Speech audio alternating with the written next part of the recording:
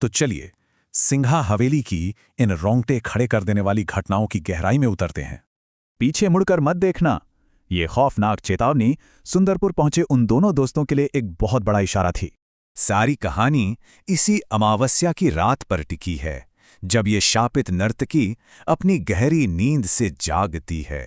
विक्रम भूतों को बिल्कुल नहीं मानता, जबकि सुमित गांव के रहस्यमयी आकर्षण में बड़ी आसानी से फंस जाता है। पुश्तैनी घर पहुंचते ही एक बेहद डरा हुआ केयरटेकर उन्हें तुरंत अंदर से 3-3 तालों में बंद कर देता है। अब गौर करने वाली बात यह है कि इस जमा देने वाली रात में खौफ कितनी तेजी से बढ़ता है। असल खतरा उस नीले कमरे से शुरू होता है, जिसकी खिड़की सीधे उस शापित खंडर हवेली की तरफ खुलती है। एक जादुई धुन सुमित पर हावी होती है और वो बर्फ जैसा ठंडा ताला बिना चाबी के खोल देता है। ठीक रात 2 बजे हवा अचानक बहुत ठंडी हो जाती है और विक्रम की नींद अचानक टूट जाती है। सुमित गायब था। विक्रम उसके नंगे पैरों के निशानों का पीछा करते हुए बाहर घने कोहरे में निकल पड़ता है। दोस्त को बचाने के लिए विक्रम भारी गेट पार करता है और एक सूखे पेड़ से हवेली में घुसता है।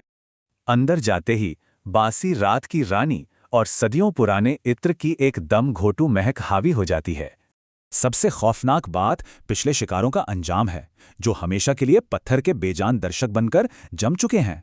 हॉल के बीचों बीच एक बिल्कुल असंभव दृश्य था। हवा में तैरता और अपने आप दुचता हुआ एक लाल सितार।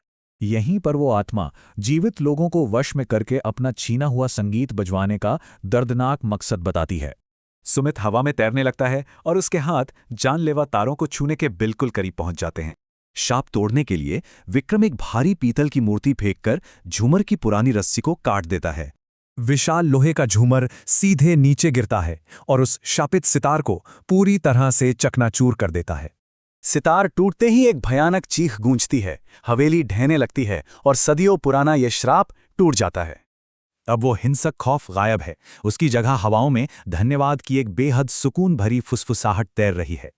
सोचने वाली बात है, क्या सभी आत्माएं बुरी होती हैं या कुछ बस अपनी अधूरी धुनें पूरी करना चाहती हैं?